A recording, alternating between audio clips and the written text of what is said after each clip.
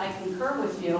My understanding of these standards is that they're more rigorous than the standards we currently have, which allows us to compete more globally.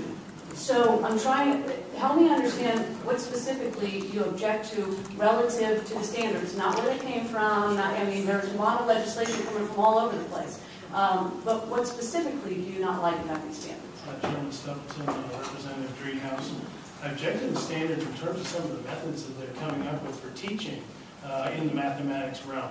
I object to the standards that we're going to be 1 year behind in terms of mathematics in the middle school area where algebra will be deferred.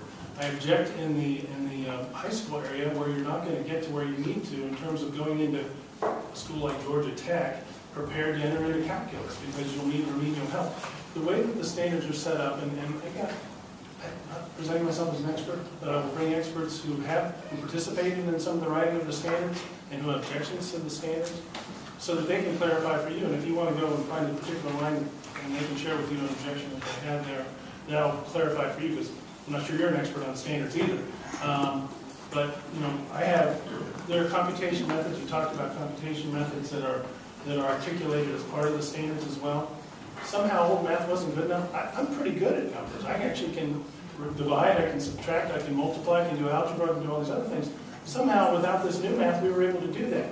What they're asking a kid in 3rd grade now is to explain why 8 plus 16 is 24.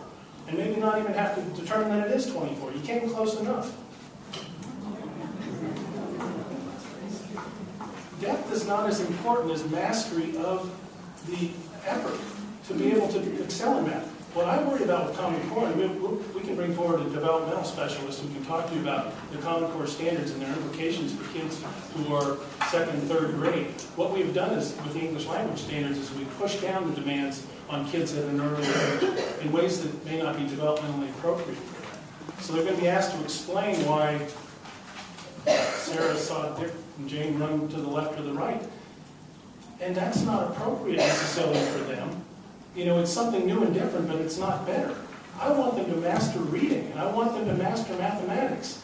I don't need some new educational fad to teach kids how to add and subtract. New math did not improve our performance on math. Old math worked really well.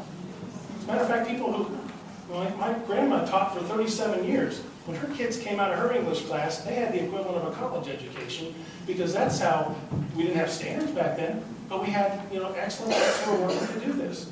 You know, I think that what we want are inspiring teachers, and we want capable people to do that. The standards are something that we utilize to have some way to measure whether they're garnering what they're doing, okay? And I get that, and I understand that, and I support the notion of having some standards. But I will present to you, assuming that we have an additional hearing, and I think we will, that there are experts. And again, who know far more about mathematics than I am. If we want to write the Goodwill Hunting equation on the board, we can do that. But they will explain to you why this is a concern. And again, I'm not defending Ohio's existing standards. I know that we ill-served children in Ohio. I know these may represent somewhat of an uptick for the state of Ohio. I just didn't like the notion that I don't feel that we really did participate. I certainly don't feel that the citizens of Ohio had as much input as they should have had.